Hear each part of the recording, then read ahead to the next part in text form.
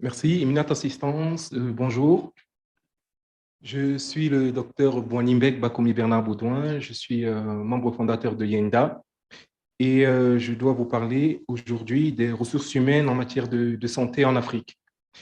Alors, je voudrais commencer par vous dire que parler des ressources humaines n'est jamais chose facile parce que, à la limite, tout le monde sait que les ressources humaines, il en manque. Tout le monde sait pourquoi il en manque et tout le monde sait ce qu'il faut faire pour qu'il n'en manque plus. On l'a entendu tout à l'heure lors du panel qui s'est déroulé ce matin, qu'on nous a présenté déjà des solutions pour qu'il y ait plus de ressources humaines. C'est des solutions qu'on connaît depuis des années, depuis des décennies. Seul problème, ça ne marche pas. Alors, que faut-il faire? Pour commencer, j'aimerais vous raconter une petite histoire. C'est l'histoire d'un jeune médecin, d'un jeune homme qui quitte son pays natal en 2006. Il débarque au Maroc pour faire médecine. Et en 2015, il obtient son diplôme de docteur en médecine générale. Il se dit, allez, c'est bon, toutes les difficultés que j'ai traversées, c'était vraiment compliqué, loin de la famille, les difficultés financières. En 2015, c'est bon, je suis médecin, diplômé, doctorat, je vais chercher du boulot. Ce qui n'a pas la flamme entrepreneuriale, peut-être parce qu'on ne lui a pas appris, peut-être parce que ça ne l'intéresse pas. Et il se met à chercher au Maroc, parce qu'il est au Maroc, il a étudié au Maroc, et là, il y a un problème. La loi marocaine ne permet pas aux étrangers en 2015 de travailler. Donc, il se dit, ah, que vais-je bien pouvoir faire? Je rentre dans mon pays natal et c'est ce qu'il fait. Il rentre dans son pays natal, il va chercher du boulot. Ah, problème. L'État dit, je ne recrute pas cette année, il faudra attendre. Il se dit, bon, l'État, ce n'est pas très grave. Je cherche dans le secteur privé. Le secteur privé lui dit, mais vous n'êtes qu'un médecin parmi tant d'autres. Il y en a des centaines comme vous qui cherchent du travail. Donc, si vous voulez un travail, vous allez vous contenter de 50 000 francs par mois. 75 euros, 800 dirhams. Après un bac plus 8, dûment gagné. Il se dit, non, quand j'étais étudiant, ouais, j'avais des petits boulots qui me permettaient de gagner 3 fois, 4 fois plus. Je retourne au Maroc, je vais aller chercher dans ces petits boulots. Surtout qu'il a un petit rêve, il veut être spécialiste. Il se dit, bon, je vais quand même commencer par faire ces petits boulots et on verra par la suite. Alors, après toutes ces impasses locales, il se dit, pourquoi ne pas regarder vers l'Occident? Et là, il regarde vers l'Occident, il pense à partir, pense à la fuite des cerveaux. Il se dit, je partirai, je serai peut-être mieux. Mais ce jeune médecin veut être spécialiste. Et il sait que l'Occident aime des produits finis. Si tu viens en Occident, dans la majorité des cas, comme généraliste, eh bien, tu resteras généraliste. Si tu y vas comme spécialiste, eh bien, tu resteras spécialiste, surtout si tu as eu ton diplôme à l'étranger. Et voilà, l'histoire de ce jeune homme, on la terminera à la fin de la présentation. Pour le moment, on va parler du devenir des ressources humaines formées en Afrique entre impasse locale et fuite des cerveaux.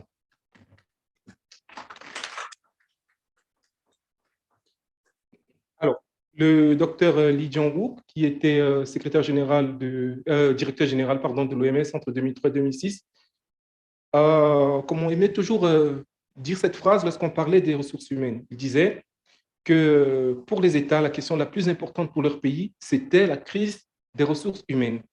Il faisait remarquer que cette crise qui est chronique pour les pays pour les pays développés, elle est aiguë pour les pays qui en ont le plus grand besoin.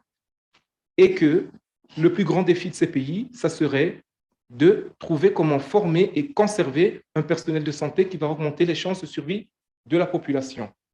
Oui, la question des ressources humaines, c'est une question très importante. Et comme disait un politicien très bien connu, nous sommes en guerre.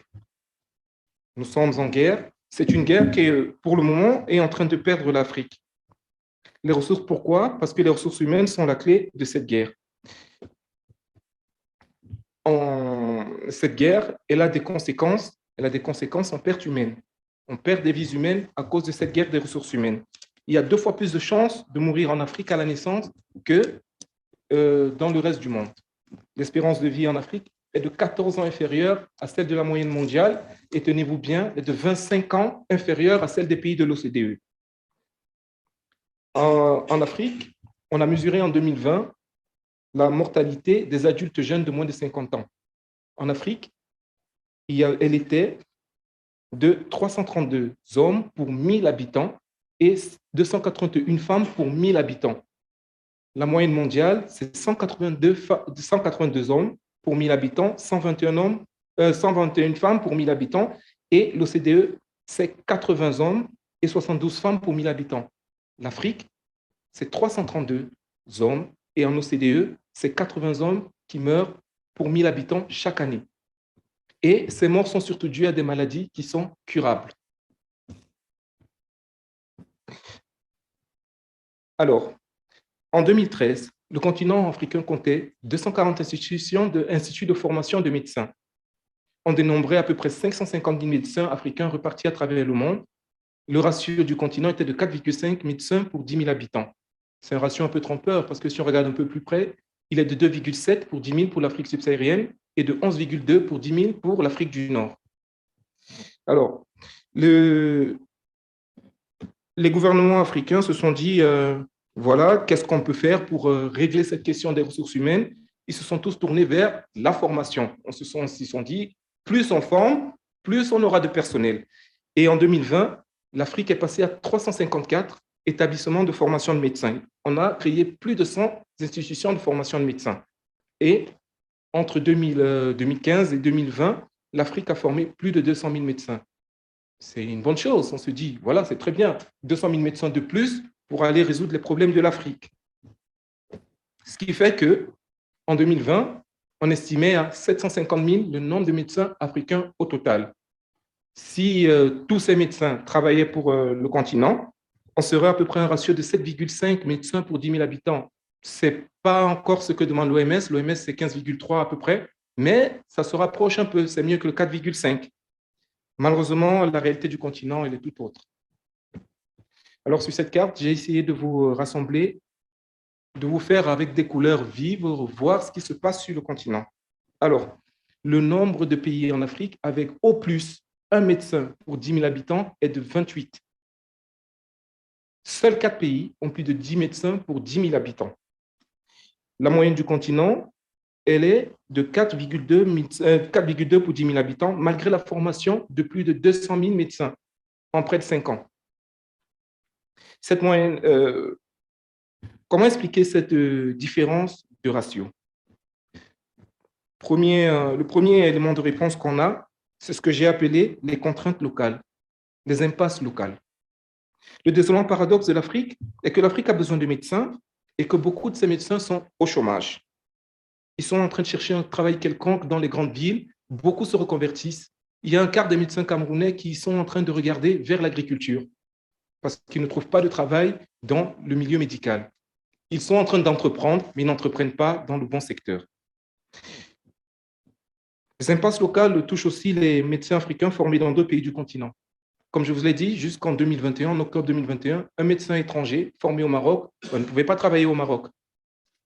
Le chômage des médecins en Afrique, au Cameroun, d'après l'ONG SOS Médecins Cameroun, il touche 7 médecins sur 10. Cette ONG nous dit que sur 1000 médecins camerounais, il y en a 300 qui travaillent, 700 au chômage ou en reconversion. Cette histoire ne touche pas que le Cameroun. Je parle beaucoup du Cameroun parce que je suis camerounais. Le journal Liberté en Algérie nous parlait en 2020 de plus de 1500 nouveaux médecins au chômage. Ces médecins auraient bien aimé se tourner vers le privé. On a parlé de l'entrepreneuriat tout à l'heure, mais l'acquisition de fonds pour se lancer dans le privé était très difficile. Et en plus, les banques ne voulaient pas prêter parce qu'ils se disaient « Ah, on ne sait pas si votre affaire va marcher ». Une autre thèse publiée à Marrakech en 2022, récemment en mars 2022, nous montre que sur 2041 médecins formés entre 2006 et 2020 au Maroc, à Marrakech, on a 2,6% de médecins qui sont soit au chômage, soit en reconversion. Le chiffre paraît dérisoire, mais si on le multiplie par le nombre de facultés de médecine qui se trouvent au Maroc, on se retrouve à peu près à 18% des médecins formés au Maroc qui sont au chômage ou en reconversion. Alors, les médecins africains formés sur le continent se retrouvent à ce qu'on a appelé tout à l'heure la croisée des chemins. Que doit-il faire? Qu'est-ce qu'il faut faire pour trouver du boulot? Qu'est-ce qu'il faut faire pour exercer? Qu'est-ce qu'il faut faire pour aider son prochain? Alors, il se met à réfléchir. Il se dit, est-ce que je dois rester sur le continent? Est-ce que je dois aider mon continent à progresser? Est-ce que je dois être celui-là qui va tirer le continent vers le haut pour sauver, pour travailler? Ou, de l'autre côté, il y a ce qu'on appelle la pression familiale. Ça joue beaucoup chez les médecins qui soient formés dans leur pays d'origine ou dans les pays voisins ou dans les pays étrangers. Il y a la pression familiale qui vous dit, nous sommes ici, Nous t'avons soutenu pendant tes études, financièrement, mais il faut que tu nous rendes l'appareil. Comment tu vas nous rendre l'appareil si tu reviens dans un pays où on te propose 75 euros par mois? Comment tu vas nous rendre l'appareil si tu restes dans des pays où il n'y a pas de travail, où tu seras au chômage, où tu as 8 ans de formation, tu vas te reconvertir pour devenir agriculteur? Non, mon frère, non, mon fils, va plus haut, vers le nord. Tu es déjà au Maroc, c'est pas très haut, tu peux monter encore un peu. Alors ils finissent par se retrouver en Europe.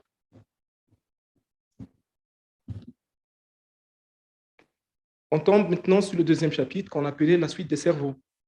Un peu plus d'un quart des médecins africains travaillent hors du continent, ce qui représente 230 000 médecins africains. On a 230 000 médecins africains qui travaillent en dehors du continent africain. Les conditions sociales, celles relatives au système sanitaire, sont souvent mises en avant par les professionnels de santé pour évoquer leur fuite des cerveaux.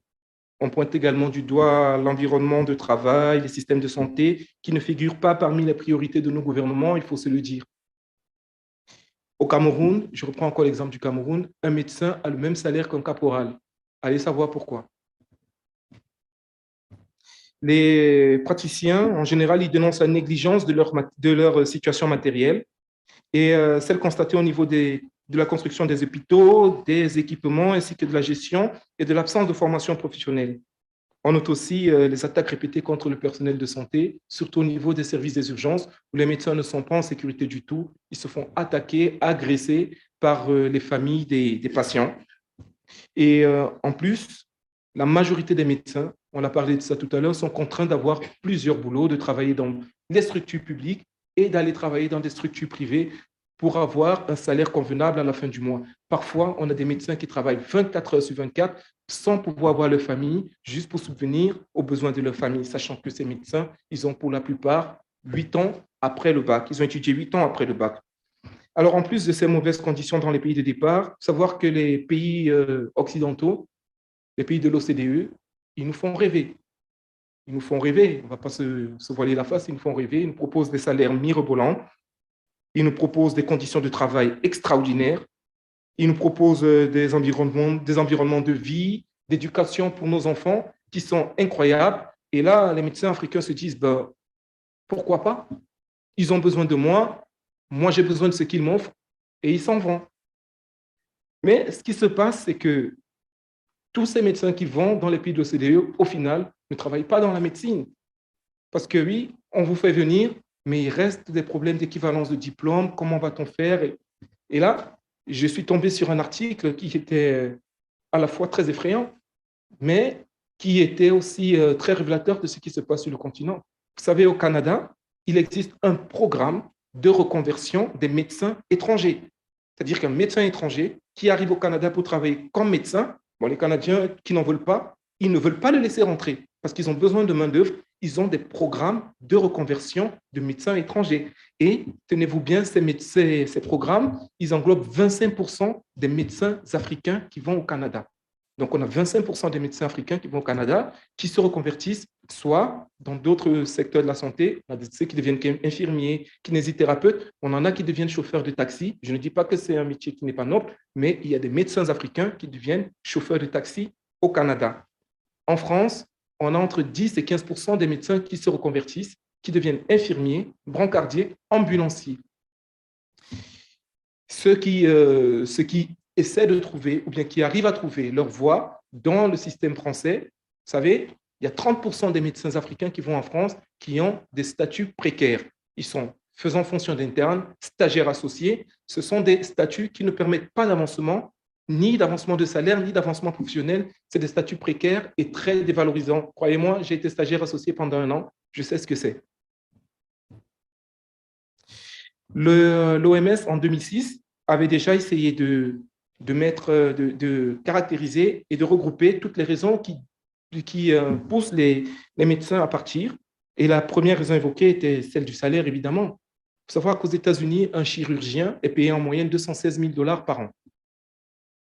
Les pays les mieux notés en Afrique sont pour le moment le Maroc et la Zambie. Le Maroc et la Zambie où un chirurgien peut se retrouver dans le secteur public avec 24 000 $ par an. Savoir qu'au Kenya, c'est 6 000 $ par an. Au Cameroun, c'est 4 800 $ par an. Quand on regarde les 216 000 dollars que proposent les États-Unis, on comprend aisément pourquoi les gens veulent partir. Deuxièmement, c'est les structures hospitalières.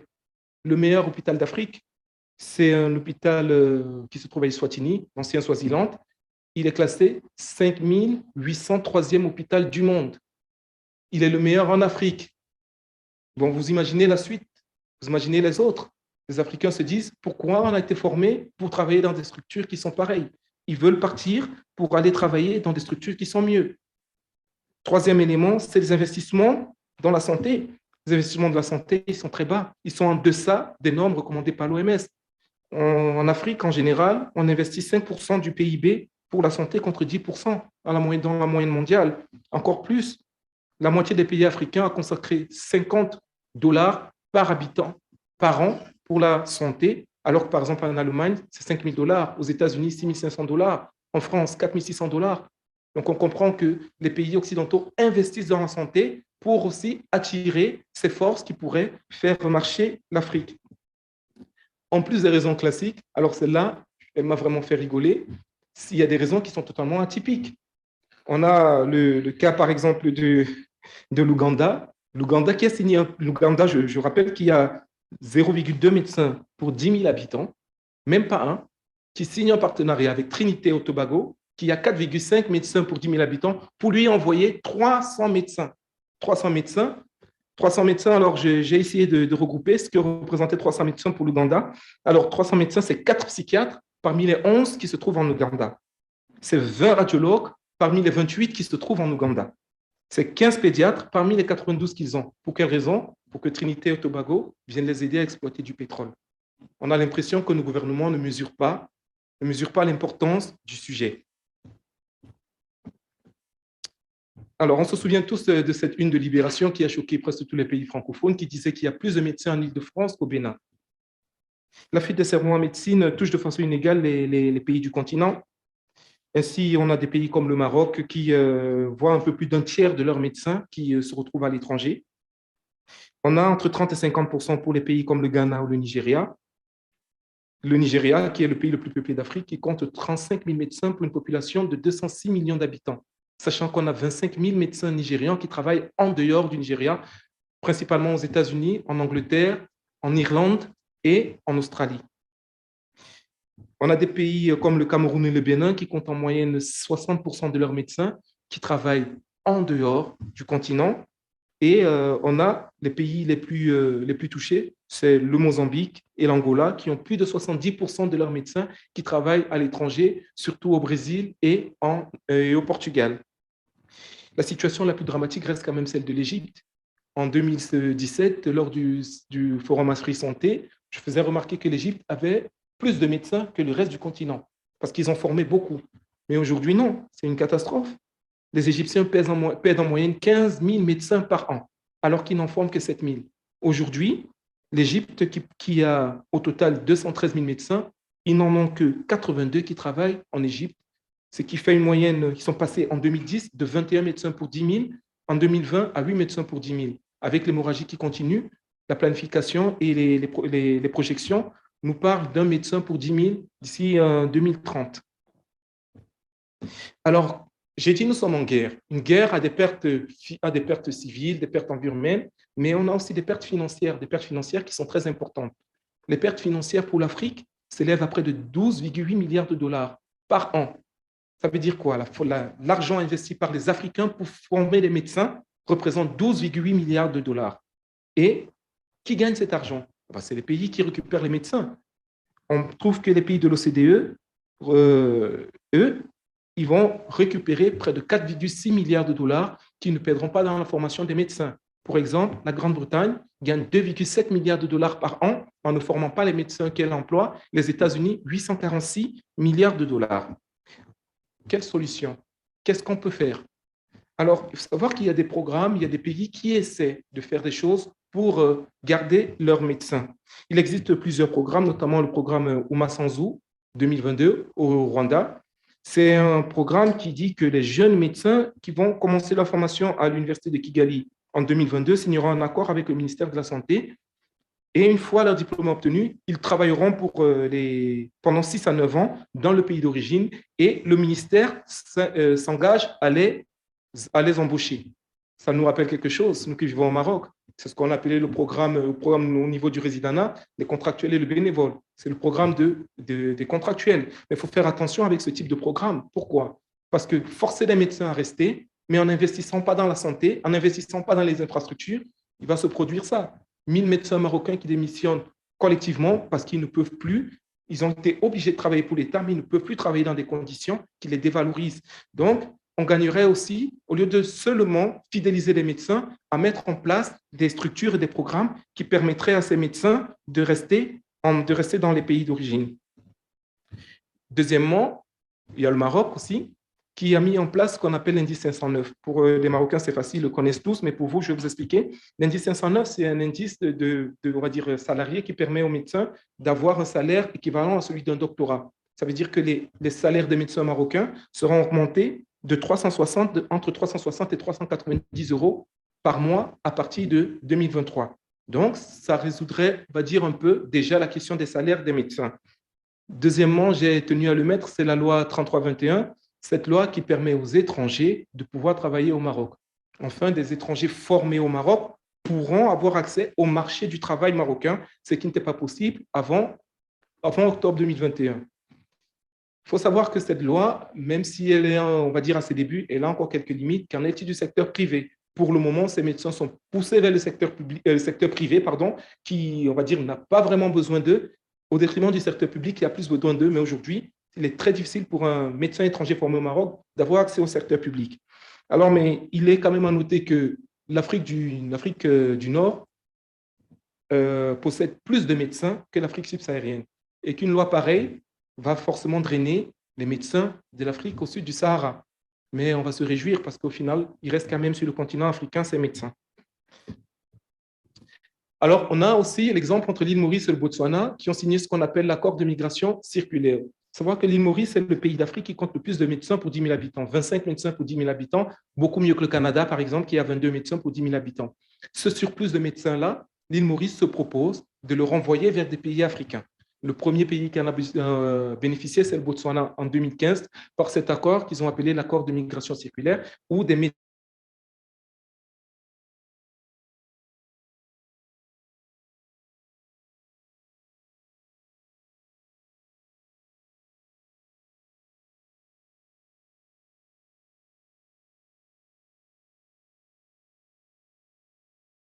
alors cette conférence essaie d'harmoniser les formations pour avoir un diplôme qui va parler à tout le monde. Comme ça, il y aura une sorte de mobilité des médecins au sein de tous ces pays francophones sans avoir de barrières de formation, de diplôme, de reconnaissance. Ça permettrait d'avoir une bonne mobilité, avoir des ressources humaines qui peuvent se balader un peu en Afrique.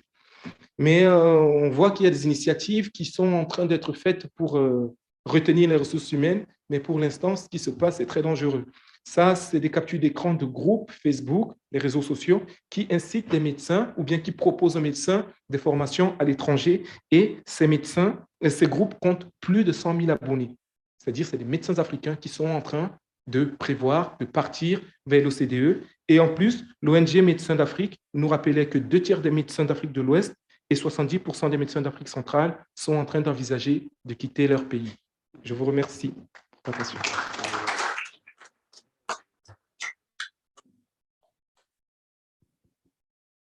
Si tu permets, professeur Ibrahima, je voulais juste dire que d'abord… Ah oui, désolé, professeur Chuli, je n'ai pas fini l'histoire du jeune homme tout à l'heure. Justement. Oui. Alors, ce jeune homme, finalement, il est resté au Maroc et il a fait sa spécialité. Et dans 2 semaines, ce jeune homme, c'est moi. Il sera chirurgien orthopédique, mais là, il se pose aussi une question. Tu aurais dû me le laisser. Je voulais dire ça, justement. Que va-t-il faire? Que va-t-il faire dans 2 semaines? C'est ça la question. Que va-t-il faire dans 2 semaines? Va-t-il rester au Maroc? Va-t-il retourner en Afrique? Ou va-t-il s'exiler vers l'Europe? Point d'interrogation.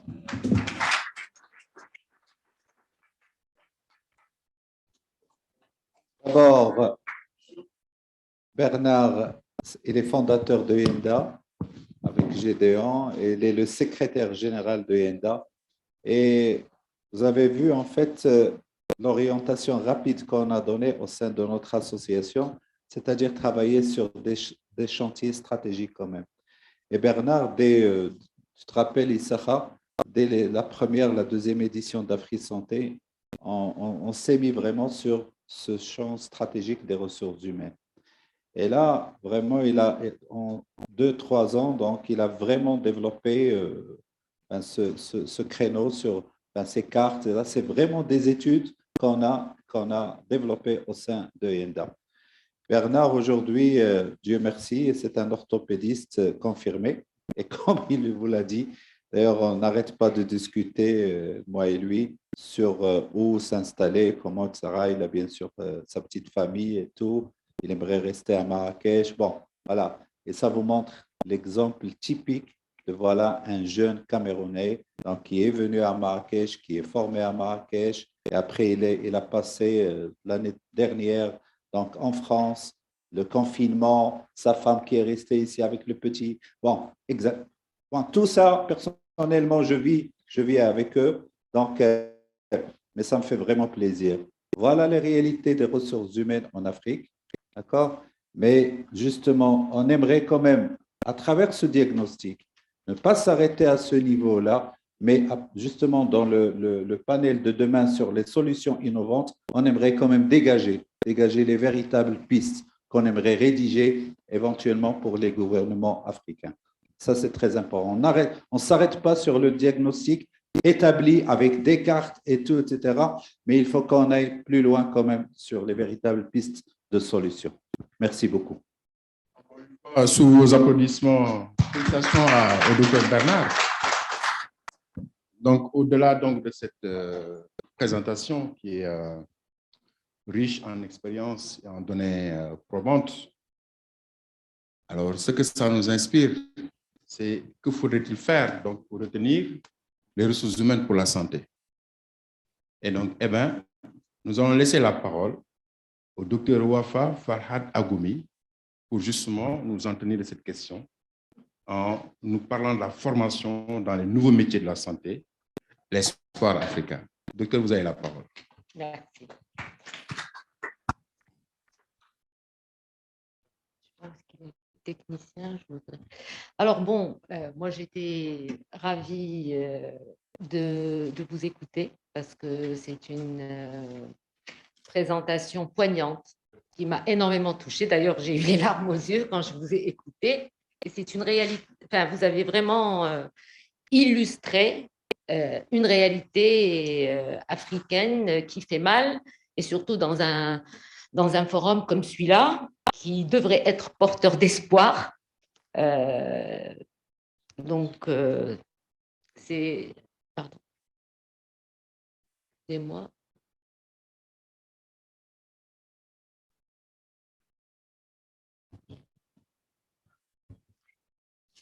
Donc là, moi, c'est une autre expérience, mais qui ressemble un peu à la vôtre, mais ça remonte à longtemps. J'ai fait aussi mes études au Maroc, jusqu'en maîtrise. À l'époque, ça s'appelait une licence. J'ai fait mon 3e cycle en France, et comme je me suis orientée justement vers la recherche et développement, je n'avais pas de possibilité de pouvoir retourner au Maroc pour exercer. Donc, je suis restée en France, j'ai travaillé justement dans la R&D pharmaceutique, mais je suis toujours restée avec l'idée du retour, et mon pays a investi en moi, ce que vous avez dit tout à l'heure. J'avais une bourse de mérite et je ne suis pas retournée au Maroc pour justement apporter justement ce que j'ai appris. C'est quelque chose qui m'a jamais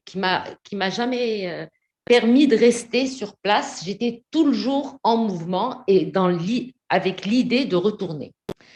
En 2008, le Maroc, justement, a mis en place un plan qu'on a appelé Plan Émergence, qui a pris aussi le nom Plan Envol, et il a commencé à se positionner comme hub pour l'Afrique, et il a identifié justement le secteur du développement pharmaceutique comme secteur prioritaire dans son plan Envol.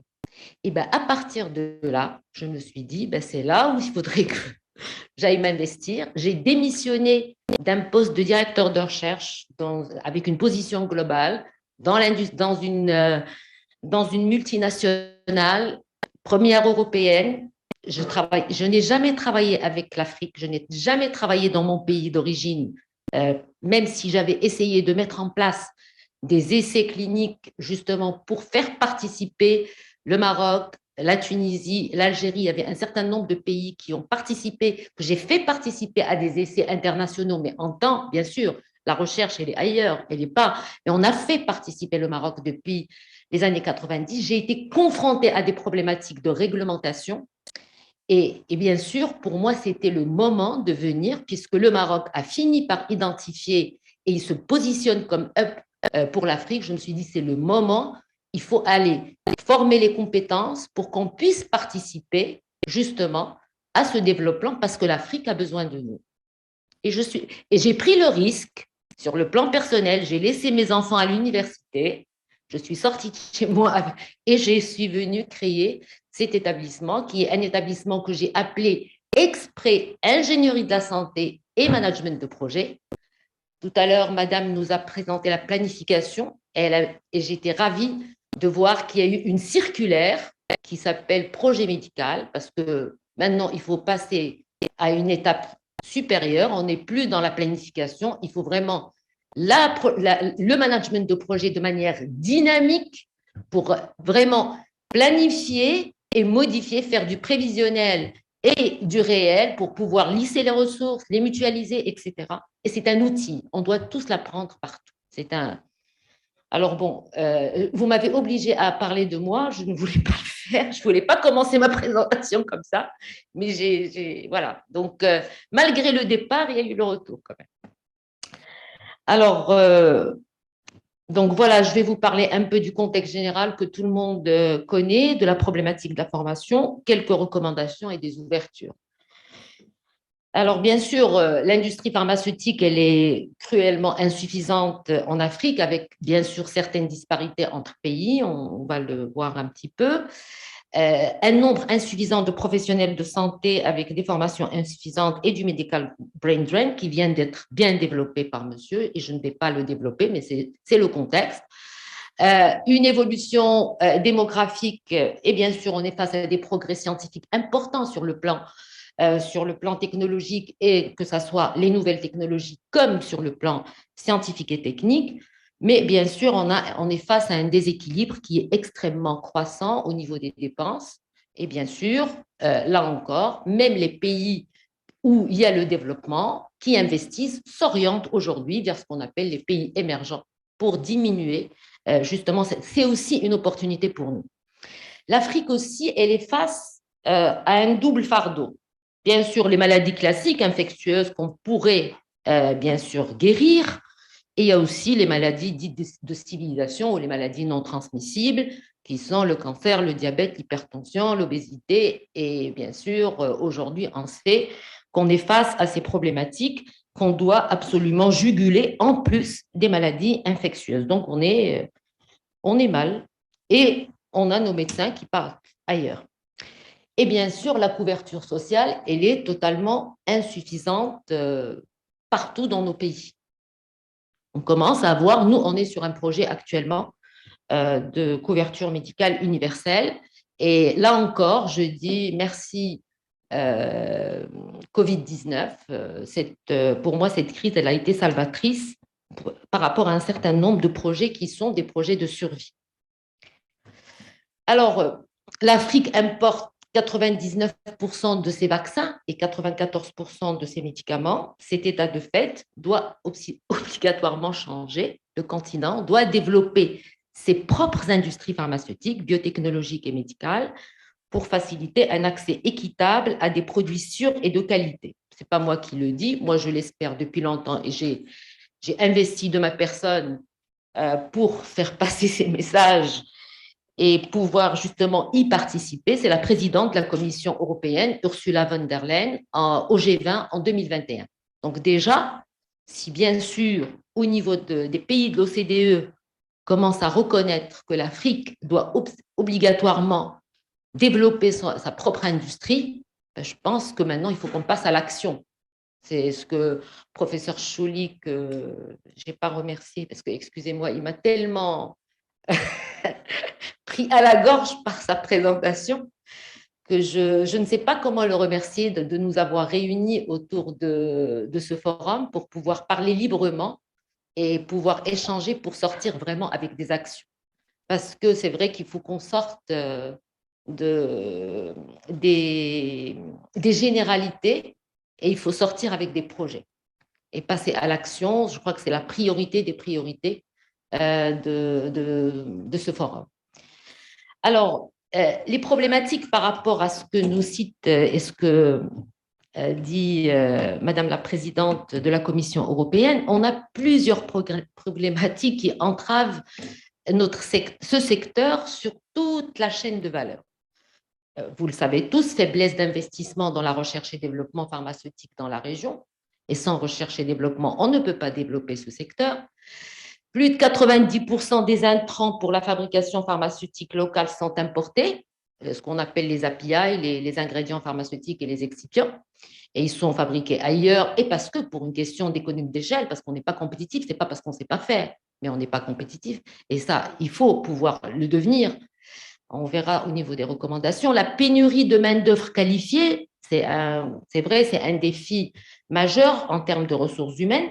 Ça ne repose pas non seulement sur le nombre de pharmaciens ou de médecins ou d'ingénieurs qu'on peut former, mais ça repose aussi sur les connaissances et les compétences limitées ou inexistantes en matière de pharmacie industrielle et de développement des médicaments.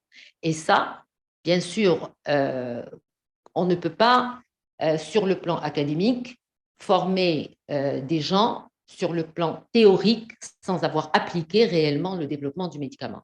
Ça, c'est une illusion. La problématique, elle n'est pas uniquement africaine, elle était aussi européenne. Et justement, c'est les industriels qui ont travaillé, on a créé des ponts avec les universités pour pouvoir monter des formations. La partie académique est importante, mais la partie technologique, réglementaire et savoir-faire pour justement le développement du médicament doit absolument être développée et je ferai des recommandations dans ce sens. Alors, la majeure partie de l'équipement de fabrication pharmaceutique est aussi importé. Donc, on est face justement à un investissement coûteux.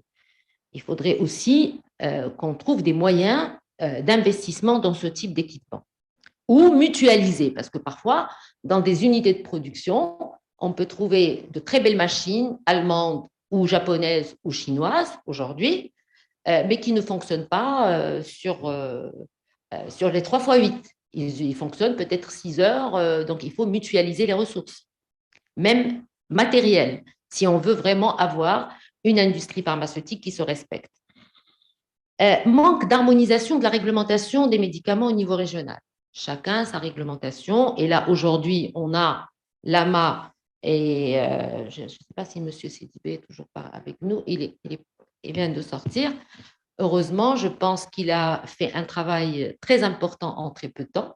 C'était une idée depuis 2009. Maintenant, grâce aussi à la crise et l'investissement de personnalités comme M. Sidibé, on a pu ratifier justement, on a les instruments maintenant pour pouvoir fonctionner depuis 2021 et j'espère qu'on va passer à l'action parce que le rôle de l'AMA va être majeur, au moins en termes de conseil, d'harmonisation, parce qu'il faut qu'on crée ce continent de manière harmonisée sur les plans réglementaires parce que le développement du médicament est extrêmement réglementé. Manque de moyens de contrôle liés à l'insuffisance des ressources humaines qualifiées. Là encore, ça permet de faire croître le marché de la contrefaçon. Donc, on en a parlé. Tout le monde sait qu'on a plus de 42%, ça c'est l'OMS qui le dit, de saisie de contrefaçon en Afrique. Et un médicament sur 3 est un médicament contrefait ou illicite. Alors, selon les données récentes de l'UNESCO, les dépenses mondiales de R&D ont atteint un record d'environ 1000,7 milliards de dollars. Une dizaine de pays concentrent 80% des dépenses. Tout à l'heure, dans une présentation, on a bien vu, c'était M. Ovaga qui a parlé des ressources naturelles et quelqu'un qui a intervenu en disant ce n'est pas grâce aux ressources qu'on peut se développer, mais c'est grâce à la transformation. Et la transformation, elle ne peut être réelle que grâce, bien sûr, à la recherche et développement. Alors, les objectifs du développement durable des pays qui se sont engagés à accroître considérablement leurs dépenses publiques et privées en recherche et développement, ainsi qu'en nombre de chercheurs d'ici 2030. Qu'est-ce qu'on voit si on regarde par rapport à l'investissement en PIB? On a à peine 0,3% au niveau de l'Afrique subsaharienne et 0,9% de chercheurs, de contribution de chercheurs au niveau mondial. Au niveau des pays arabes, on est à 0,5% et 2,2% de chercheurs au niveau mondial. Donc, c'est très peu. Il faut donc qu'on agisse sur ces leviers. J'ai regardé quelques chiffres de pourcentage d'investissement de PIB en R&D par rapport à un certain nombre de pays au niveau de notre continent et par rapport à un certain nombre de pays asiatiques qui ne sont plus maintenant dits comme pays émergents, mais pays développés.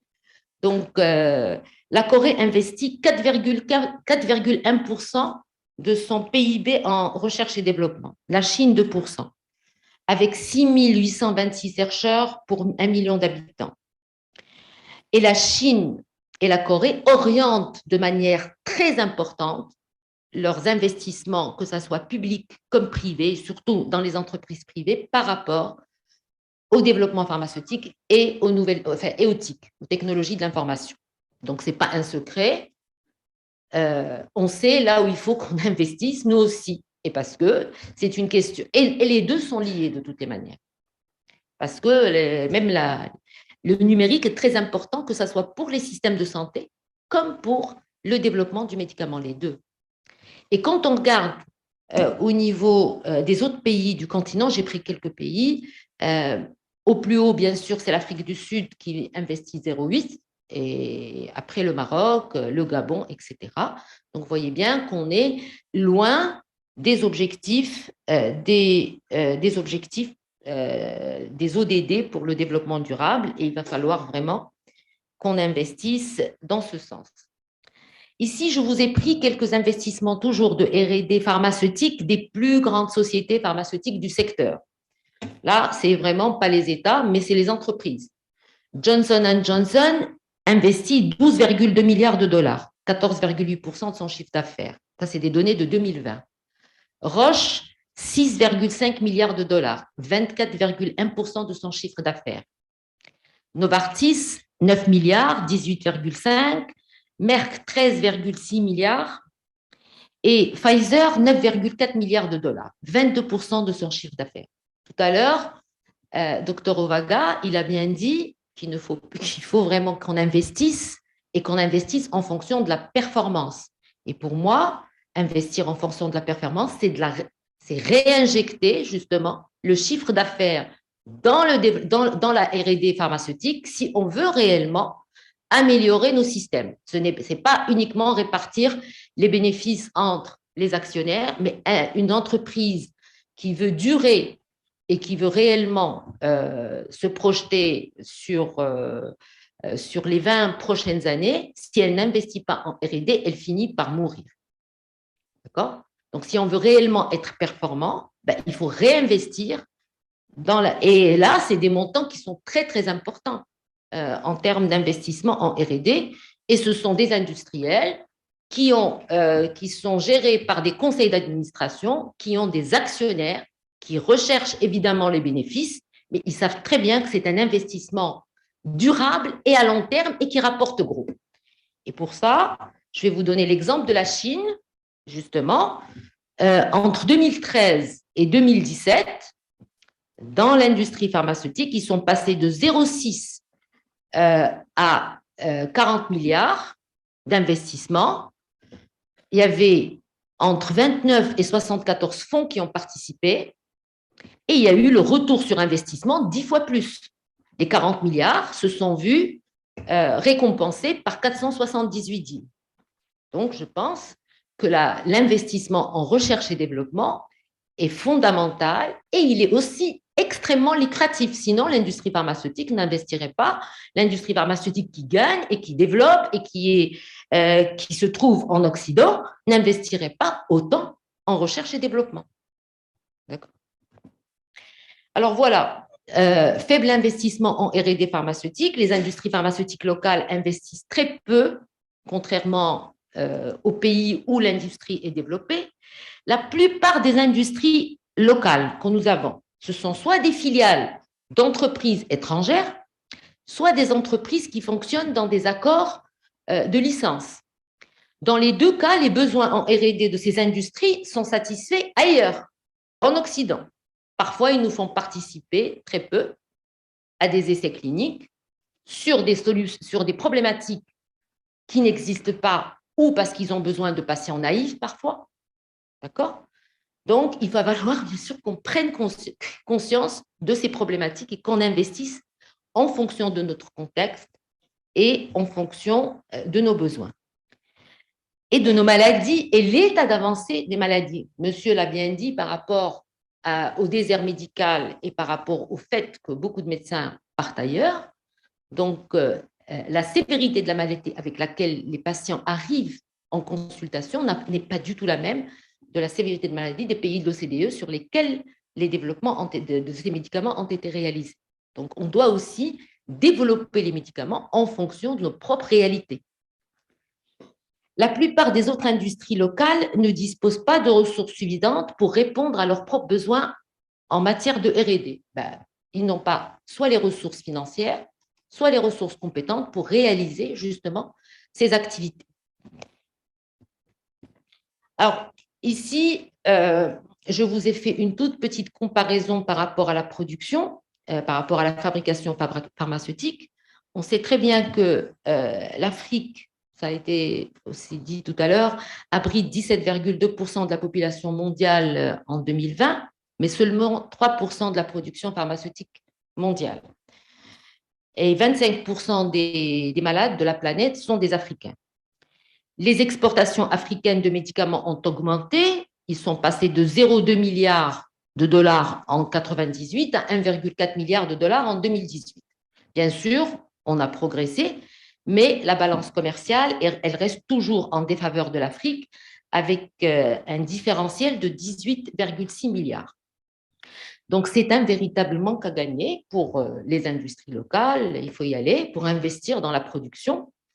On a 1,1 milliard d'habitants à peu près en Afrique, en Chine 1,4 et en Inde à peu près 1,4 milliard. On a une similarité en termes de sur le plan nombre d'habitants. Mais le nombre de fabricants de médicaments, 375 en Afrique, 5 000 en Chine et 10 500 en Inde. D'accord? Donc, on est extrêmement loin et ça veut dire qu'on a vraiment un boulevard pour progresser. Là, je vous ai juste mis la carte de l'Afrique avec quelques pays où il y a des unités de production pharmaceutique locales. Donc, on a 37 pays qui sont concernés. Et je vais passer par un exemple que j'ai bien aimé, j'ai partagé avec vous sur un exemple du Ghana qui a voulu justement développer une combinaison de traitements antipaludéens, bien sûr, suite à la résistance des patients et de la maladie par rapport au traitement habituel. Donc, en 2005, il y a eu la production et la distribution d'une combinaison à dose fixe d'artésunate et d'amodiaquine. Les premiers effets secondaires sont rapportés au centre de pharmacovigilance, dont un décès. Bien évidemment, c'était très grave. La presse s'est emparée de l'événement. On a commencé à traiter ce médicament de médicaments tueurs. Quand on a commencé à analyser, on a trouvé que les comprimés étaient surdosés, incorrectement formulés. Et bien sûr, il y a eu retrait du médicament et la crise de confiance s'est installée. Les laboratoires qui ont fabriqué ces médicaments ont été bien sûr malmenés et bien sûr, les patients n'ont plus confiance dans leur industrie locale. Alors pourquoi?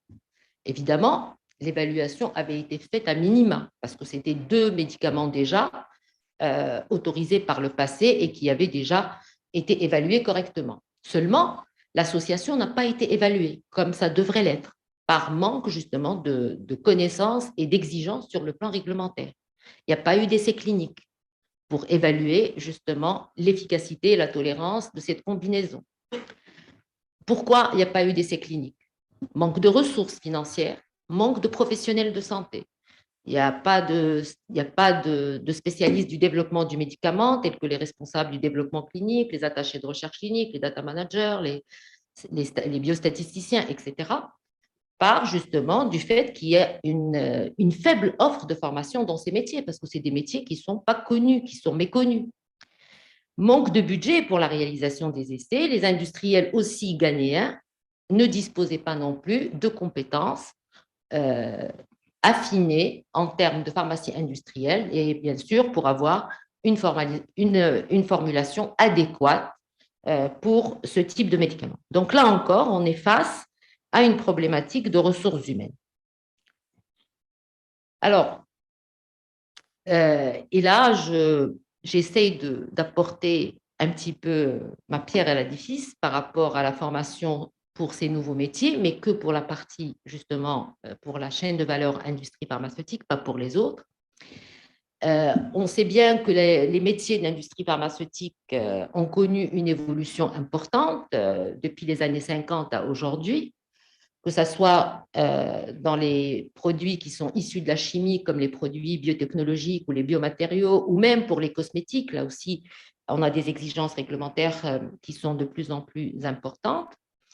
Les métiers de l'environnement santé aussi, l'environnement impose des exigences particulières, que ce soit pour la production comme pour justement la conception de ces produits.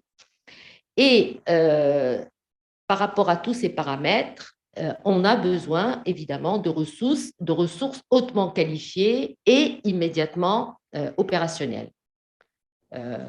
Alors cette évolution, elle s'est traduite par une technicité pointue, des exigences réglementaires accrues. J'aurais bien aimé que ceci dit, voilà, mais bon, malheureusement, il est parti. À cela s'ajoute d'une part un accroissement exponentiel du coût de la recherche et développement, et de ce fait, les laboratoires pharmaceutiques et biotechnologiques externalisent de plus en plus leurs travaux de développement vers les pays émergents. Donc là, pour dire que même si on investit dans ces formations, on peut aussi attirer les investisseurs pour faire du développement chez nous, comme ce que la Chine a fait, parce que la Chine a exigé justement des multinationales, et moi-même j'ai installé un centre de développement en Chine en 2008 pour le compte de Sanofi. Vous voulez notre marché, eh bien, il faut faire du transfert d'expérience et il nous faut des centres de développement sur nos populations et dans nos pays. Donc, il faut qu'il y ait vraiment cette prise de conscience de nos politiques et de nos décideurs. Notre marché, il vaut de l'argent et notre marché a besoin justement de ce transfert d'expérience et on doit faire des développements spécifiques et contextualisés en fonction de la réalité de nos pathologies et de nos propres réalités, de nos propres besoins, de nos propres maladies et l'évolution des maladies dans un environnement particulier. D'autre part, le développement des compétences est essentiel pour permettre à l'industrie pharmaceutique locale, bien sûr, de produire, de développer des molécules de base pour les maladies qui sévissent en Afrique et bien sûr dans la perspective d'atteindre l'autosuffisance au moins pour les médicaments essentiels, bien évidemment. Alors, ces formations, bien sûr, qu'on considère comme formations innovantes et nouvelles, qui peuvent aller du niveau licence jusqu'au niveau doctorat et qui débouchent sur des métiers qui sont des métiers assez intéressants, qui lient le management à l'ingénierie de la santé. Ces métiers, ils sont dans différents secteurs, dans le secteur de l'industrie pharmaceutique, des biotechnologiques, les secteurs des bioréactifs, les biomatériaux, l'agroalimentaire et les cosmétiques. Ils peuvent aussi travailler dans les structures médicales et médico-sociales parce que, bien sûr, on est extrêmement liés et on a des outils en commun pour justement gérer ces structures. Ils peuvent aussi participer à la gestion de la maladie, des outils et des développements sur le plan numérique pour justement gérer la maladie au plus près du patient et améliorer justement l'offre de soins. L'informatisation des processus et d'échange de données. Donc, on a besoin justement de plateformes performantes pour justement agir au plus vite. Et on l'a bien vu avec la crise de la pandémie, que les applications qu'on a pu mettre en place ont pu gérer justement et diffuser l'information concernant la vaccination à travers différents territoires. Et bien sûr, des métiers de qualité et d'environnement santé sont fondamentaux aussi et font partie intégrante de ces métiers-là. Ce sont même des outils. Alors, quelles sont les contraintes par rapport au développement de ce type de formation et pour les développer et les faire connaître? On a des organismes d'orientation qui ne présentent pas du tout ces filières, ils ne les connaissent pas tout simplement, c'est pour ça qu'ils ne peuvent pas les présenter justement aux futurs étudiants. Ce sont des métiers innovants dans le domaine de la santé, ils ne figurent pas dans les répertoires professionnels, métiers trop récents, en cours d'émergence, méconnus du grand public, métiers pratiqués par un nombre restreint de professionnels aussi. D'accord ? Ça, ce sont vraiment des contraintes. Là, j'ai essayé de faire une tentative. C'est une slide qui est extrêmement chargée. J'ai essayé juste de faire une petite tentative de cartographie des métiers nécessaires à minima pour la chaîne de valeur de l'industrie pharmaceutique, pour la partie innovation et pour la partie innovation aussi à partir des usages. Donc, on a bien sûr la partie recherche en premier. Je ne sais pas si tout le monde arrive à lire, parce que j'ai recherche de nouvelles molécules. Donc là, on a besoin de chercheurs, de chimistes, de biotechnologistes, de biologistes, de bioinformaticiens. Dans la partie développement préclinique, on a besoin de toxicologues, de pharmacologues, de pharmacocinéticiens, de galénistes, d'ingénieurs R&D.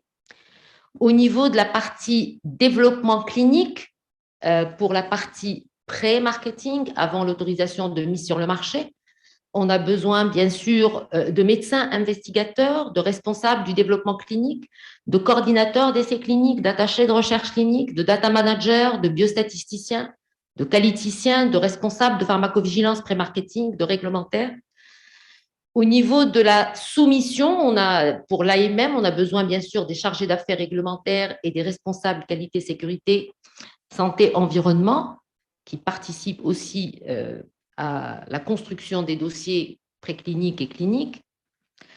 Et au niveau de la production et industrielle et de la commercialisation, donc on a besoin de spécialistes des essais cliniques, parce qu'on continue à faire des essais de phase 4, qui sont des essais post-marketing, pour continuer à apprendre sur le produit une fois qu'il est sur le marché. Et il y a aussi des études en vue des nouvelles identifications et des améliorations thérapeutiques possibles. Donc, les études continuent tout au long de la vie du produit.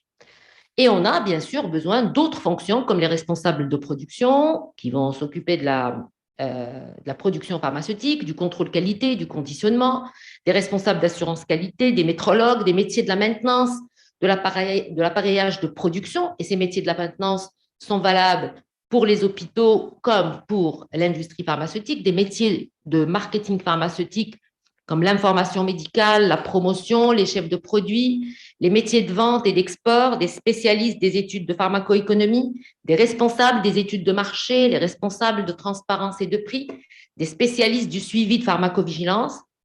Donc, vous voyez, on a l'impression que c'est des métiers qui sont complètement cloisonnés, mais il faut savoir qu'il y a pas mal d'actions qui sont transversales. Il y a des connaissances sur le développement du médicament qui sont partagées entre les différents métiers parce qu'on travaille en équipe, on travaille avec un outil qui est le management de projet. On doit maîtriser parce que les étapes ne sont pas séquentielles. Il y en a qui sont séquentielles par rapport à des jalons obligatoires, mais souvent les étapes se chevauchent pour gagner du temps. Et c'est pour ça que la maîtrise du management de projet est obligatoire. Et bien sûr, le lissage aussi des ressources pour pouvoir aboutir en 10 ans plutôt qu'en 20 ans. Parce que si on passe ces étapes jusqu'à la soumission de manière séquentielle, on aura plutôt besoin de 20 ans plutôt que 10 ans. Et on a bien montré que pendant la crise de la pandémie, on a fait encore mieux. On a été beaucoup plus rapidement. Oui. S'il vous plaît, vous pouvez accélérer un peu, on est un peu pris par le temps. D'accord. Voilà, merci. Je suis quasiment à la fin. Et puis, on a des métiers du développement du numérique qui sont des métiers de développement d'applications, de plateformes, de traitement de données qui sont recueillies pour améliorer le suivi des maladies et pour justement participer aussi à l'amélioration de l'éducation thérapeutique pour améliorer l'observance aux médicaments. Donc, l'industrie pharmaceutique est une industrie qui est très complexe en termes de réglementation et de développement des nouveaux médicaments et aussi pour la validation des circuits de fabrication. Chaque étape doit être parfaitement maîtrisée pour garantir la qualité des données et du produit. La maîtrise des normes ICH, qui sont des normes issues de conférences internationales d'harmonisation, parce que même en Occident, on a harmonisé les réglementations, que ce soit entre le Japon, les pays de l'Europe et les États-Unis. Donc, il faut pas qu'on réinvente, la roue. Il faut qu'on s'inspire de ces expériences et bien sûr la maîtrise des GCP, des GXP, les bonnes pratiques cliniques, bonnes pratiques de fabrication et les bonnes pratiques de laboratoire. Bien sûr, la maîtrise de ces bonnes pratiques est fondamentale. Quelques recommandations à partager avec vous. Donc, améliorer l'information et l'orientation des étudiants, créer plus d'interactions entre les universités et l'industrie, faire participer les industriels et les représentants d'associations des industriels et des experts dans les programmes de formation, faire participer les professionnels d'industrie dans la formation aussi, au-delà des programmes, valoriser la formation continue pour justement permettre aux professionnels de se reformer et de se mettre à l'ordre du jour dans un certain nombre que ce soit sur le plan réglementaire comme sur le plan technologique, harmoniser la réglementation au niveau régional en encourageant l'adoption des standards internationaux et en accélérant la mise en œuvre d'une politique commune au niveau continental.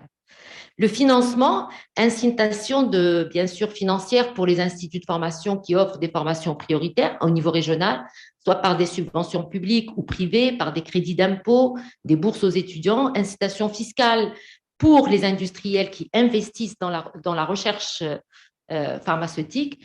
L'État français, après la crise du Covid-19, a bien investi 200 millions d'euros pour soutenir les activités R&D en France et relocaliser la production en France. Maintenant, on essaye d'écourter aussi les chaînes d'approvisionnement, même au niveau de certains pays de l'OCDE. Donc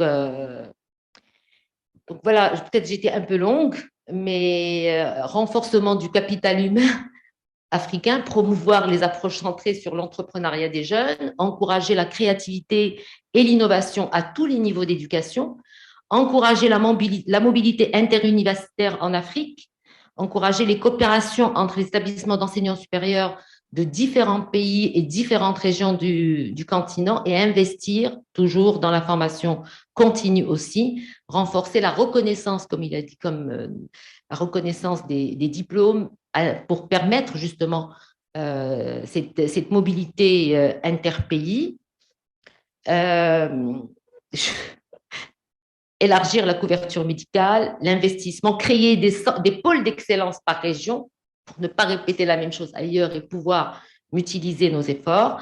Et 2 points d'ouverture, sachant que les ODD de l'Afrique sont à l'horizon 2063, il faut introduire l'enseignement à l'innovation, la créativité, l'éducation au concept de sécurité, prévention et environnement à partir du primaire. C'est une préconisation. La Chine a introduit, par exemple, les fables de Gunther Pauli qui incitent et qui inspirent pour l'innovation dans toutes les écoles du pays au niveau primaire. Donc, ça pourrait être aussi intéressant pour nous de le faire. Au-delà des accords réalisés aujourd'hui dans la zone ZLECA, la zone de libre-échange qui concerne les échanges de marchandises et des services, il serait bien de penser aussi à la reconnaissance des diplômes entre les pays membres et la promotion des échanges interuniversitaires. Merci. Voilà ce que je voulais dire. Merci beaucoup, Docteur Wafa. Je pense que c'est une intervention qui est très pertinente et qui est complémentaire de la première intervention. Vous voyez, hein? Absolument. Voilà. Puisque ici, vous adressez vos propos sur un gap, un besoin manquant, n'est-ce pas, qui est le domaine pharmaceutique. Donc, la première intervention avait mis l'accent sur la fuite des cerveaux, qu'est-ce qu'il faut faire, mais aussi on peut corriger en investissant dans les domaines où il y a à faire, tels que l'industrie pharmaceutique. Absolument. Et je pense que vous avez vraiment donné beaucoup d'exemples et démontré avec éloquence qu'il y a beaucoup à faire dans la formation sur toute la chaîne de valeur. Absolument. Voilà. Merci beaucoup. Moi, je vous propose qu'on reprenne votre intervention, à mon avis, demain. Ça serait plus éloquent avec le panel industrie pharmaceutique. Ça serait encore, car c'est très important et on va reprendre quand même votre intervention. D'accord? Nous allons passer aussi à une autre catégorie de ressources humaines pour la santé, puisque l'on a tendance à penser que quand on parle de ressources humaines pour la santé, c'est juste les ressources, les médecins, les pharmaciens, etc. Mais il y a l'autre catégorie, n'est-ce pas, qui n'est pas souvent adressée. Donc, tout de suite, nous allons passer la parole au professeur Banasser pour partager avec nous son intervention sur les formations infirmières et opportunités d'ouverture et de développement en Afrique. Professeur, vous avez la parole.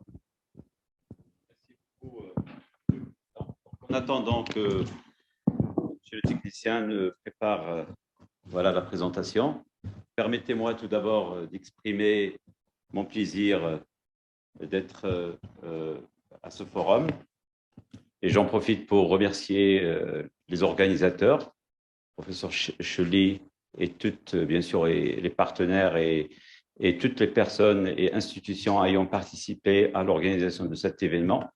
Donc déjà, ça c'est un plaisir que j'exprime. Et en même temps, j'en profite pour, bien sûr, dire à tous nos invités qui viennent de tous les autres pays amis que vous êtes bien sûr les bienvenus et votre présence nous honore. Et on vous souhaite bien sûr un séjour agréable dans notre pays, notamment dans cette ville, Marrakech. Donc voilà, au nom de moi personnellement et de tout le monde. Et d'ailleurs, le plaisir pour moi est d'intervenir en tant qu'enseignant-chercheur, mais également en tant que citoyen du monde ou un citoyen africain, tout simplement. Je serais beaucoup plus à l'aise à m'exprimer ainsi. Alors, bien sûr, mon plaisir également, il est là aussi, parce que je vais parler effectivement d'un profil très important dans le système de santé, qui occupe aussi une place très importante à côté de tous les autres profils, que ce soit au niveau médical ou tous les autres profils pharmaceutiques, mais aussi managérial et tous les autres staffs techniques et administratifs. C'est un profil effectivement qui joue un rôle très important à tous les niveaux. Donc, que ce soit, effectivement, c'est une cheville ouvrière du système de santé, que ce soit au niveau des soins de santé primaires, au niveau hospitalier, ou au niveau même spécialisé, au niveau tertiaire, ça veut dire hospitalier universitaire. C'est la profession effectivement infirmière. Et d'ailleurs, il y a quelques jours, nous avons fêté, que ce soit la journée internationale de l'infirmière, le 12 mai. Je réitère mes félicitations à tous les infirmiers et à toutes les infirmières. Également, le 5 mai, c'est la journée également mondiale de la sage-femme. Bien sûr, je réitère mes félicitations. Et d'ailleurs, hier aussi, nous avons fêté Africa, donc Happy Africa Day. Donc, je vous souhaite toutes et tous une journée africaine agréable et j'espère que ça va être un moment et un espace effectivement pour débattre et travailler sur du sujet qui nous intéresse tous et pour construire effectivement ensemble. Alors, pour moi, je vais essayer de parler un peu de cette composante de la profession ou des professionnels de santé, c'est les formations, d'ailleurs avec un S, avec ses dimensions formation de base, mais également formation continue, que ce soit dans les profils infirmiers et techniciens de santé, parce que on forme, que ce soit les différents profils de formation soins infirmiers, techniciens de santé, tout ce qui est rééducation, réhabilitation, sage-femme, tout ce qui est médico-social. Donc, c'est en fait une offre de formation, en tout cas chez nous, dans notre pays. Et tout à l'heure, j'aborderai également toutes les opportunités d'ouverture, de développer des collaborations et des projets ensemble. Bon, voilà, donc c'est juste à titre indicatif. J'en profite pour rappeler, on le sait tous, mais on va le rappeler, que ce soit dans tous les domaines d'ailleurs, et non pas uniquement dans le domaine de la formation infirmière, la formation de base ou la formation continue et la recherche aussi, et d'ailleurs surtout dans le domaine médical et infirmier, lorsqu'on parle de la recherche, on parle beaucoup plus d'une recherche qui va améliorer les soins et les pratiques. Et par conséquent, donc, c'est une recherche effectivement qui renforce le volet formation. Et bien sûr, donc, et c'est quelque chose de très important, et surtout actuellement avec la population qui devient de plus en plus exigeante, et elle revendique tout simplement des soins de qualité, et par conséquent, ça nécessite des ressources humaines bien formées et bien qualifiées pour faire face à ces besoins. Et d'ailleurs, tout à l'heure, pendant le démarrage de ce panel, et d'ailleurs, je vous remercie, Monsieur le Président, en s'essayant, donc moi de l'autre côté et mon ami professeur Farhat de ce côté, donc comme quoi la formation, elle est des deux côtés. Donc on ne peut pas parler de n'importe quel système, de n'importe quelle stratégie si on n'a pas encadré ces aspects à travers la formation, que ce soit la formation de base ou la formation continue dans tous les domaines. Et là, pour dire que la formation doit être tout simplement, elle doit constituer un levier pour la qualité des soins et des services de santé. Et tout à l'heure, notre collègue de la direction régionale a parlé effectivement de tous les efforts qui sont déployés, en tout cas un exemple de notre système de santé, mais on peut en parler dans tous les pays de notre chère planète, plutôt continent, notre cher continent. Alors, bien sûr, pour moi, je vais premièrement introduire ma présentation en parlant probablement du Maroc, dans le domaine, surtout la formation dans le domaine des professions infirmières techniques de santé. Il a connu plusieurs, et c'est important en termes de benchmark pour en parler. Il a connu depuis l'indépendance un ensemble de réformes.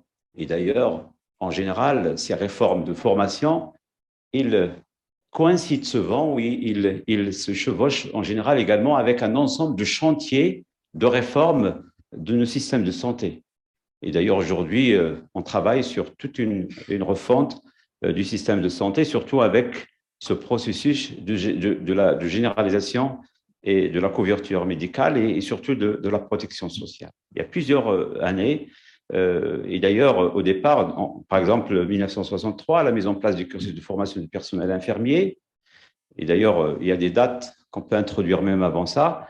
73, c'est une structuration de structures de formation et développement des sections, d'options de formation, différents profils.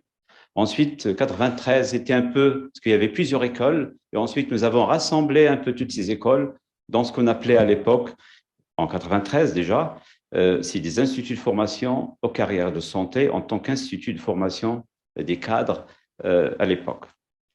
Alors, il a fallu par la suite discuter toutes les possibilités de réforme des études dans ce domaine, et surtout le plus important, et d'ailleurs, ma présentation, il renforce un peu un ensemble de propos, notamment que ce soit tout à l'heure pour la problématique de la rétention des profils que nous formons, notamment les médecins, les infirmiers. D'ailleurs, tout ce que vous avez dit tout à l'heure, on peut le toucher, le voir un peu même dans différents profils. Effectivement, comment on pourrait engager des réformes et des efforts pour encourager la rétention et la motivation des professionnels de santé pour qu'ils puissent effectivement servir leur pays. Et tout simplement, il faut leur créer les conditions favorables, un environnement favorable pour qu'ils puissent effectivement faire mener à bien cette mission et aussi bien, on le sait, noble. Et d'ailleurs, dans ce sens, pour fidéliser effectivement ces profils, et je pense qu'il y a beaucoup de débats aussi de réforme dans d'autres études, y compris les études médicales et autres. En 2013, il y a la mise en place du système LMD, licence, master, doctorat. C'est vrai, ce n'est pas pour s'affilier à l'université, mais créer ce qu'on appelle les établissements de l'enseignement supérieur ne relevant pas de l'université. Donc, ces instituts des FCS, ils étaient érigés en ISPITS, c'est des instituts supérieurs des professions infirmières et techniques de santé. Je vais essayer peut-être de zoomer sur ces instituts, mais tout à l'heure, j'en dirai quelque chose sans entrer dans les détails par rapport à l'offre de formation. Je vais voir un peu la formation qui est un peu pilotée ou qui est sous la tutelle du ministère de la Santé, mais nous avons également une formation universitaire, un exemple, mais également d'autres exemples du secteur privé. Alors, avec cette réforme, ces instituts, avec la mise en place du système LMD, avec les composantes classiques qu'on connaît, la formation de base, la formation continue et la recherche et l'expertise. Donc, voilà, donc c'est un peu juste… Alors, ces instituts, bien sûr, ils sont des établissements ne relevant pas de l'université, sous la tutelle du ministère de la Santé, avec les missions dont j'ai parlé tout à l'heure, la formation de base et la formation continue. Moi, je mettrai un peu un zoom sur les deux formations, notamment de base et continue. Alors, bien sûr, les ISPITS, il assure la préparation et la délivrance de diplômes nationaux organisés en 2 cycles. On est déjà… on s'est lancé déjà dans la licence, dans des masters, et on travaille actuellement sur le chantier de doctorat. Aujourd'hui, nous considérons que la formation ou l'offre de formation infirmière et technique de santé, on forme en termes de licence 21 options ou spécialités, bien sûr réparties en 5 filières selon un peu la configuration ou l'architecture pédagogique qui a été adoptée par consensus, bien sûr, entre les professionnels de santé, de la santé, mais également notamment les infirmiers et l'enseignement supérieur, sans oublier, bien sûr, des masters, notamment un master en pédagogie, 2 autres masters spécialisés en pratique avancée en oncologie et en urgentologie qui sont en cours de lancement et 2 autres masters qui sont en train d'être préparés et vont incessamment intégrer le processus d'accréditation, notamment le leadership donc en matière de santé maternelle et infantile et bien sûr tout ce qui est qualité et risque au niveau des soins. Bon, voilà, sans trop tarder, voilà un peu l'offre de formation dont j'ai parlé tout à l'heure avec les différentes filières, la filière soins infirmiers, techniques de santé, rééducation et donc surtout ces 3 premières filières qui constituent un peu le plus grand nombre, donc la filière soins avec 6 options, 6 spécialités, filière technique avec 7 spécialités, et bien sûr rééducation 6 spécialités, et bien sûr la sage-femme avec l'importance donnée à la santé maternelle et infantile, notamment la problématique de la mortalité infantile et maternelle, et bien sûr la filière médico-sociale. Ça, c'est par rapport, et bien sûr sans oublier les masters que j'ai cités tout à l'heure, et aujourd'hui on travaille sur un chantier de réforme, notamment pour passer à la 3e composante du puzzle, notamment le D, c'est le doctorat. Et récemment, il y a eu des assises, les premières assises de la recherche en sciences infirmières et techniques de santé, effectivement, pour amorcer le débat et la discussion pour aller vers la structuration du cycle doctorat avec ce que pourrait demander comme mise en place des équipes, des laboratoires en perspective de CEDOC. Et juste pour rappeler que la formation et le développement et le positionnement de la formation en sciences infirmières, c'est une nécessité, notamment pour appuyer tous ces chantiers dont on a parlé, et avec l'importance du profil dont on a parlé. Et dans ce cadre, bien sûr, la formation de base, elle constitue un levier très important, bien sûr. Donc ça, c'est juste tout à l'heure par rapport à l'offre de formation pour montrer par la suite toutes les possibilités de collaboration et d'ouverture vers notre continent. Donc ça, c'est un peu et ça, c'est important de dire que même dans le cadre de cette offre de formation, nous accueillons quand même on a donc des étudiants de notre continent, notamment de l'Afrique subsaharienne, Je suis désolé, les chiffres nécessitent d'être mis à jour parce que ce chiffre est là légèrement augmenté récemment, notamment avec l'accueil dans beaucoup de spécialités, presque tous les profils, en plus des étudiants des phares de Forces armées royales. Donc, on forme également pour les PAMI, notamment dans certains profils, notamment en termes d'anesthésie et réanimation, les infirmiers polyvalents, tout ce qui est santé environnement, plus d'autres profils. Et ces chiffres ont augmenté, et surtout avec les besoins qui deviennent de plus en plus pressants.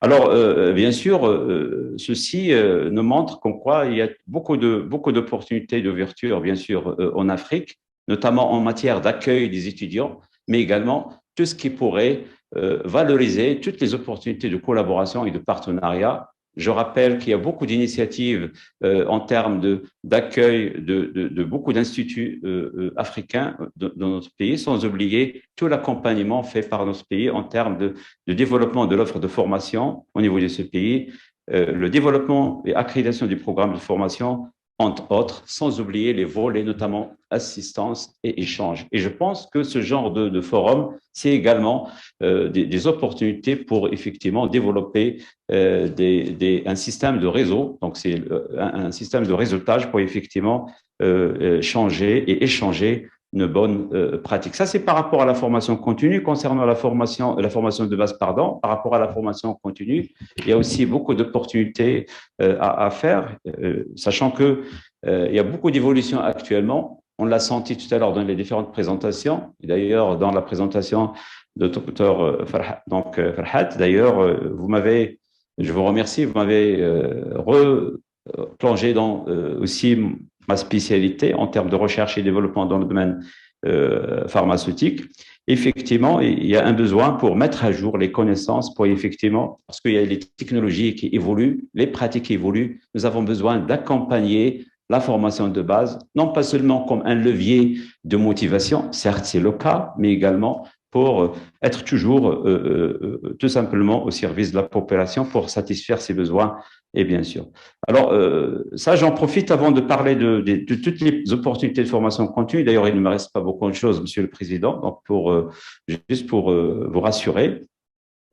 En termes d'état des lieux, parce qu'on ne peut pas prévenir ou prévoir toutes les opportunités d'ouverture si on ne part pas. C'est pas pour faire un diagnostic. Et c'est vrai, on l'avait discuté depuis hier. On a beaucoup fait de diagnostics, de contraintes, des problématiques, des faiblesses, mais c'est important toujours de le faire parce que pour voir un peu toutes les opportunités pour collaborer et travailler ensemble. Nous avons une offre de formation riche et diversifiée, certes. Nous avons aussi une grande dynamique qui a été développée dans nos différents instituts, à tous les niveaux, en tout cas au niveau de nos instituts, beaucoup d'activités scientifiques, parce qu'également ces moments d'activités scientifiques, de rencontres scientifiques, de congrès, de journées, c'est aussi des moments d'échange de pratiques et d'échange d'expériences. Il y a aussi beaucoup d'actions de conventions, de partenariats, d'ouverture, que ce soit sur le secteur public et privé, mais également toute la dynamique de formation continue. Alors, en termes de dynamique scientifique, depuis 2014, avec l'avènement du système LMD, en tout cas au niveau des instituts de formation des professions infirmières et techniques de santé, il y a une dynamique en termes de production, en termes de publication scientifique.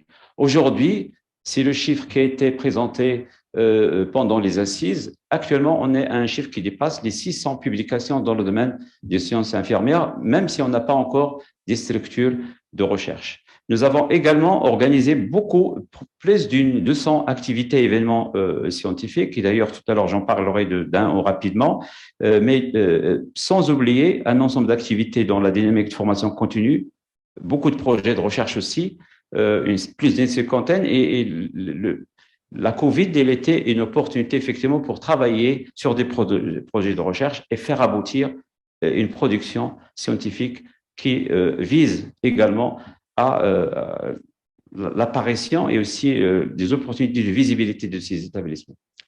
Plus, bien sûr, beaucoup d'activités de formation continue qui sont des opportunités pour accompagner non pas seulement le corps professoral, ça veut dire les enseignants, mais également les professionnels de santé. Alors, et j'en donne un exemple rapidement, et ça me tient vraiment à cœur parce que ça, c'est un événement, c'est genre d'événement. Actuellement, on est à une deuxième édition. C'est des événements parce que tout à l'heure, on a parlé de l'esprit entrepreneurial chez les étudiants, médecins ou infirmiers ou tous les profils.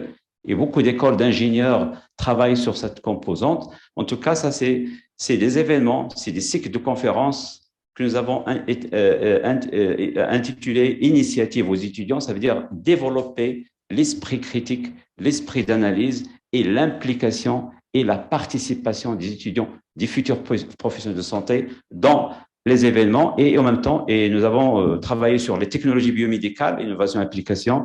Et cette année, effectivement, nous travaillons sur d'autres thématiques, notamment en relation avec tout ce qui est biotechnologie, toujours pharmaceutique, mais il y a aussi tout ce qui pourrait être aussi, tout ce qui est innovation dans les pratiques, que ce soit infirmière ou tout ce qui est intelligence artificielle.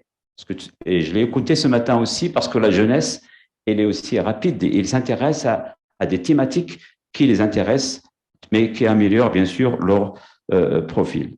Et on lance, c'est une occasion d'inviter toute personne ressource au niveau marocain, mais aussi africain, participer également à cette troisième édition du cycle de conférences Sciences for Health. Donc, bien sûr, aujourd'hui, avec le digital, avec le e-learning, avec le distanciel, ça raccourcit un peu les distances et ça serait un plaisir d'accueillir toute personne ressource dans ce cycle de conférences.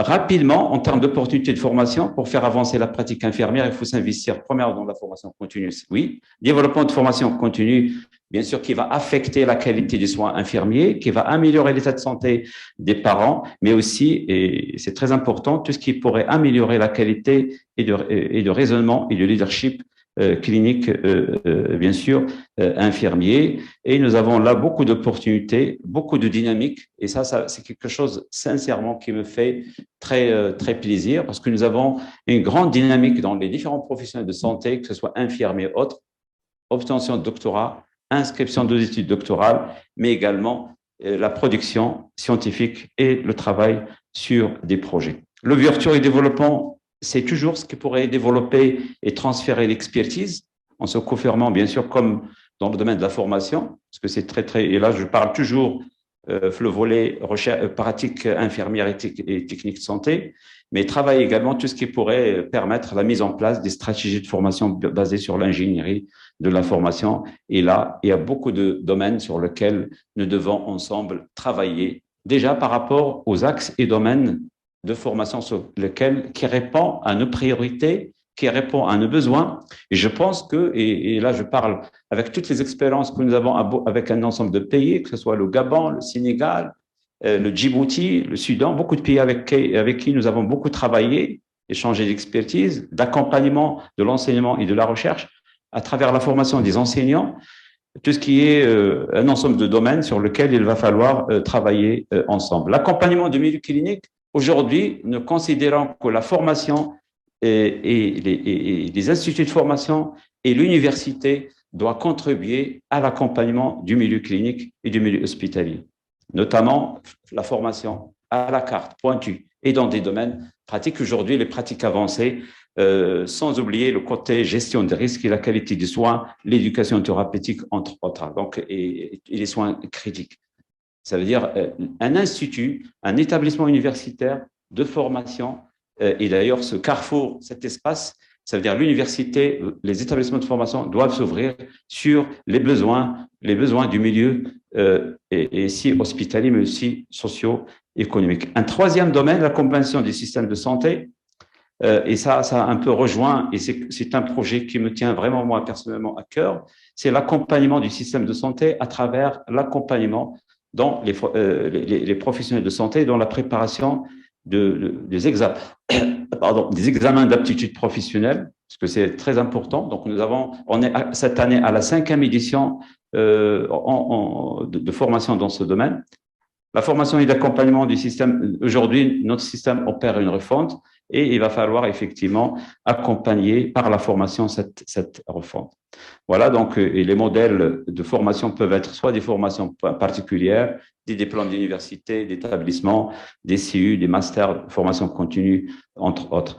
Alors, en guise de conclusion, et je vous remercie pour votre indulgence, Monsieur le Président, et intelligence aussi, ça, oui, et sagesse, parce qu'effectivement, en termes de conclusion, certes, nos systèmes de formation, il y a beaucoup de points forts, et en face, il y a aussi beaucoup de points faibles.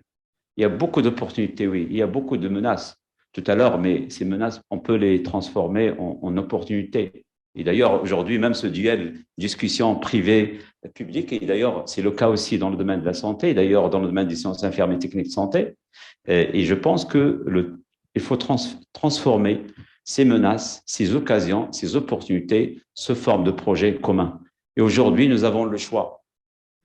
Soit travailler chacun et continuer à travailler chacun dans son coin, et je parle toujours pour rester dans mon domaine de la formation, et notamment la formation infirmière, soit on va travailler ensemble. Et je pense que le deuxième choix, qui est la meilleure alternative, pour effectivement construire quelque chose ensemble. Et voilà, je vous remercie.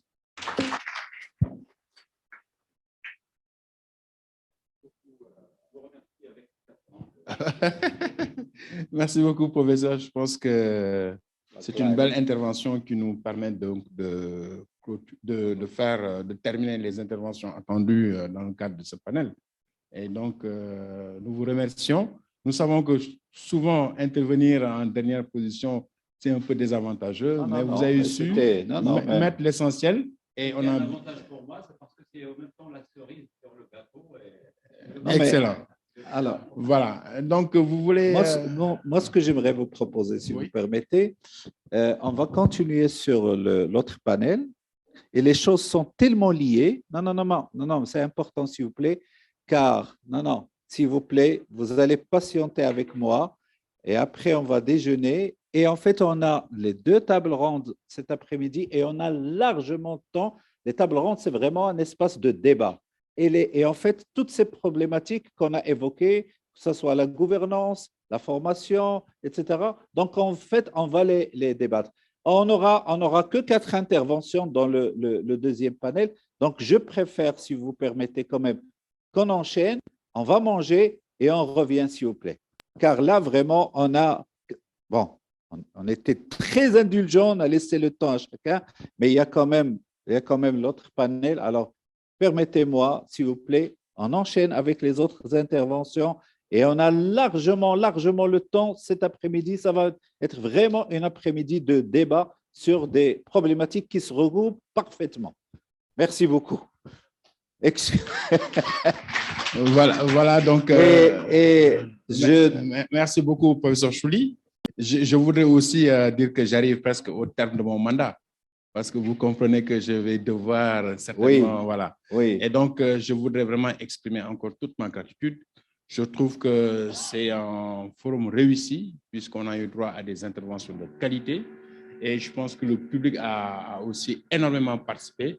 En tout cas, pour ce panel-ci, je pense que c'est un panel très réussi, parce que la problématique de la gouvernance sanitaire a été attaquée sur 3 angles principalement. Le premier angle, c'est l'angle de la planification. Donc, il faut une planification réaliste, efficace, qui puisse répondre aux besoins.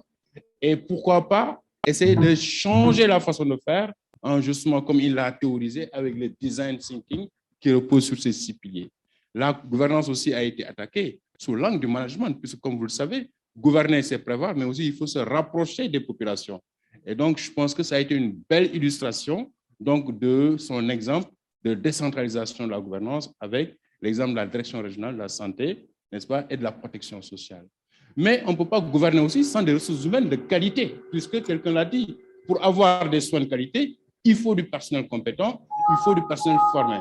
Mais attention, nous former, mais nous n'avons pas assez de mécanismes de rétention.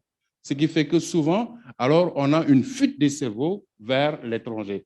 Mais cela aussi, parfois, a des revers, parce que souvent, il y a des mirages. Ce qu'on retrouve à l'étranger, ce n'est pas tellement ça, et je pense que l'orateur a bien expliqué avec des données probantes, vraiment toutes les difficultés que nous avons, n'est-ce pas, d'insertion à l'étranger. Et il a terminé ses propos en proposant des pistes de solutions.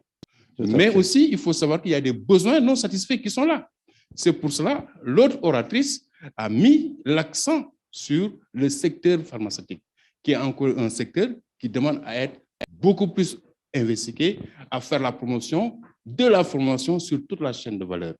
Et last but not least, alors le dernier orateur a essayé donc de nous faire la promotion aussi du personnel paramédical. Exactement. Et justement, l'ISPID que j'ai beaucoup apprécié, qui est ici un établissement d'enseignement supérieur non universitaire qui offre vraiment des formations diplômantes avec plusieurs filières, mais aussi des formations à la carte.